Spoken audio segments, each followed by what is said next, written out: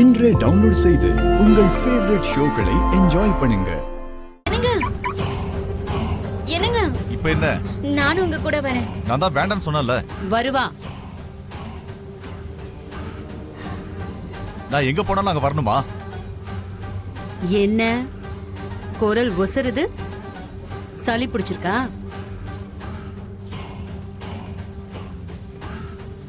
நீ எங்க போனாலும் நிழல் மாதிரி இவளும் கூட வருவா. அத நீ ஏற்படுத்திக்கிட்டது.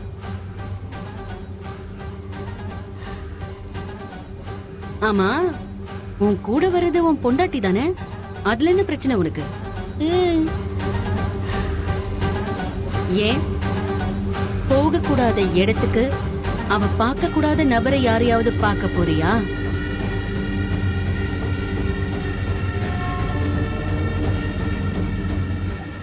மீரா வா.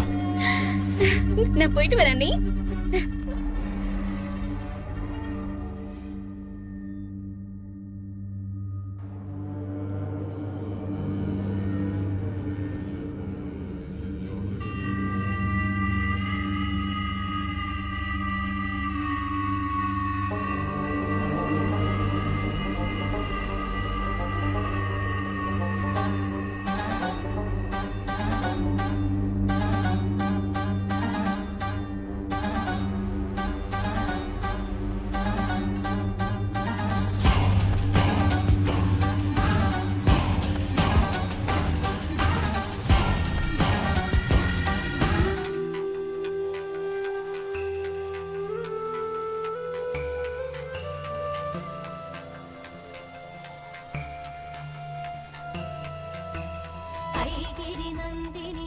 அம்மா, என்னோட பிறப்பை பத்தி தெரிஞ்சுக்க கிளம்பிட்டு இருக்கேன்.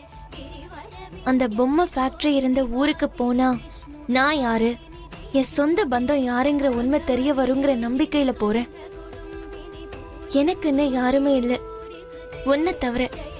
என் கூடவே இருந்து நீதான் வழி நடத்தின தாயே. பூமி, கொஞ்சம் வீடு முழுக்க சாம்பிராணி போடுமா? சரிங்க.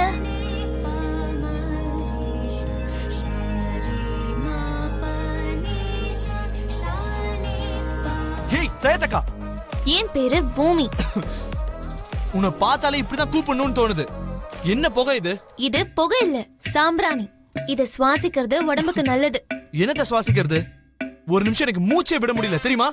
அப்போ மூக்க நல்லா மூடிக்கோங்க. மரியாதையா இதை எடுத்துட்டு போ. தினமும் சாமிக்கு இப்படிதான் பூஜை பண்ணுவேன். இதுதான் என் வழக்கம். ஹலோ, நீ இப்ப இருக்கிறது என் வீட்ல. உங்க வீட்ல இருந்தாலும் என் வீட்ல இருந்தாலும் சாமி சாமி தான். அவருக்கு பூஜை பண்ணலனா கண்ணு போயிடும். ஹே, கண்ணெல்லாம் போறது இருக்கட்டும். நீ போட்ட புகையால என் நெஞ்சே நின்னு போயிருக்கும். அது என்னோட தப்பு இல்ல, புகையோட தப்பு. ஹே, நீ போட்டதுனால தானே புகை வந்துச்சு. நான் போட்டது சாம்பிராணிய தான். அந்த புகைக்கும் எனக்கும் எந்த சம்பந்தமும் இல்ல. புகைக்கு சுதந்திரம் இருக்கிறதுனால அது விருப்பப்படி எல்லா இடத்துக்கும் போகுது. நீ டூ மச்சா பண்ற. நான் பூஜை பண்ண அவ்வளவுதான். புகையால உங்களுக்கு கஷ்டமா இருந்தா போய் கதவை மூடிக்கோங்க. ஹே, மரியாதையா அதை அணைக்கிறியா இல்லையா? உங்க மேல எனக்கு ஒன்னும் அவ்வளவு மரியாதை இல்ல. இருந்ததும் நேத்து ராத்திரியே போயிடுச்சு. என்ன இது, காலையிலேயே சண்டை ஆரம்பிச்சிட்டீங்களா? பாருங்கம்மா, நான் பாட்டி தியானம் பண்ணிட்டு இருந்தா இவ புகைய போட்டு உயிரை வாங்குறா. ஒரு நிமிஷம் நீ அந்த பிராணாயாம நிறுத்தினா என்ன ஆயிட போதுரா? தூபம் போட்டா வீட்டுக்கு மட்டும் இல்ல, ஆரோக்கியத்துக்கும் நல்லதுதான். நல்லா சொல்லுங்க உங்க பையனுக்கு. எங்க கிளம்பிட்டீங்க? ஊருக்கு போறேன். உங்க இஷ்டத்துக்குலாம் வந்துட்டு போயிட்டு இருக்க முடியாது. எனக்கு வேலை இருக்கு. எனக்கு அதெல்லாம் தெரியாது. என்ன மூக்குல புகை போயிருச்சுன்னு ரிவெஞ்சா?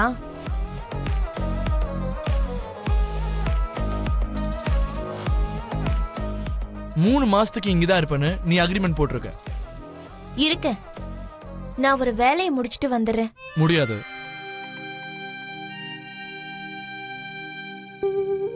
சரி, ஒரே ஒரு நாளாவது போயிட்டு வந்துடுறேன். ஹாஃப் டே கூட இங்க இருந்து போக முடியாது. இல்ல, உன் இஷ்டப்படிதான் நடக்கணுமா? அக்ரிமெண்ட் படி அதானே உண்மை. ஒரு பொண்ணை மிரட்டி பார்க்கலாம் நினைக்கிறியா? நீயா? என்ன பொண்ணா? ஒவ்வொரு நாளும் ஒவ்வொரு விஷயத்துக்கும் ஃபைட் பண்ற. நீ எப்படி பொண்ணா இருக்க முடியும்? என்ன பத்தி இப்படி பேசின மூக்கு மேலே குத்திருவேன். வா, வந்து குத்து பாப்போம். எனக்கு கடுப்பேத்தாத. உன்கிட்ட எனக்கு என்ன? நீ டான்ஸ் கத்து கொடுக்கறதுக்கு வந்திருக்க. அக்ரிமெண்ட் முடிஞ்சதுக்கு அப்புறம் நீ இங்கேயே இருக்கேன்னு சொன்னாலும் நான் உன்னை இங்க இருந்து துரத்தி விட்டுருவேன். இப்ப என்ன போக விடுவியா விட மாட்டியா? நோ. ஆமா, உனக்கு தான் யாரும் இல்லைன்னு சொன்னல. அப்புறம் இப்ப நீ எங்க போற? எதுக்கு போற கொஞ்சம் சொல்லு. அது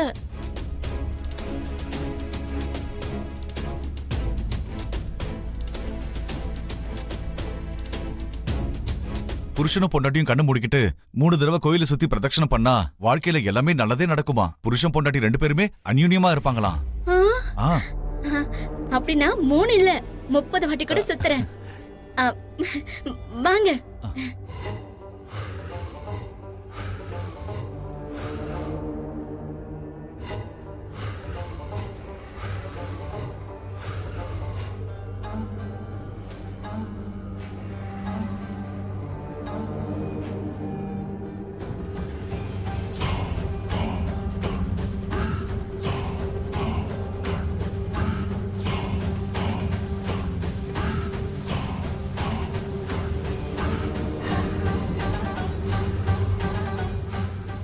சாரதா, உன்னை இப்படி பாக்குறதும் உன்கிட்ட பேசுறதுக்கு வாய்ப்பு கிடைச்சதும் எனக்கு ரொம்ப சந்தோஷமா இருக்கு.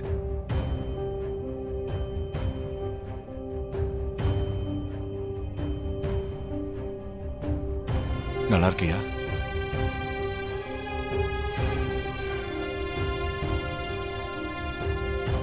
பூர்ணிமா நல்லாதான் இருக்கா. ஆனா ககன் விஷயத்துலதான் ஆபத்து மேல ஆபத்து துரத்திக்கிட்டே இருக்கு. என்னாச்சு சாரதா? அன்னைக்கு ஹாஸ்பிட்டல்ல அப்படி நடந்துச்சு.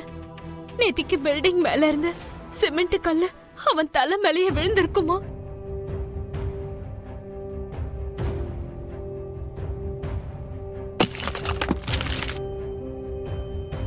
ஏன் இப்படி எல்லாம் நடக்குதுன்னு ஜோசியரை போய் நான் பார்த்தேன்.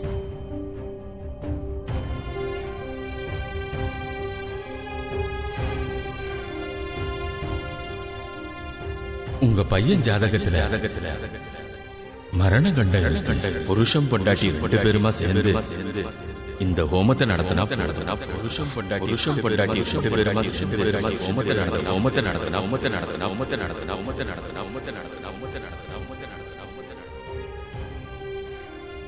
இது நாள் வரைக்கும் அவனுக்காக நீங்க எதுவுமே பண்ணதில்லை. ஒரு காலத்துல நீங்க எப்ப வருவீங்கன்னு எதிர்பார்த்துக்கிட்டே உட்கார்ந்திருப்பான்.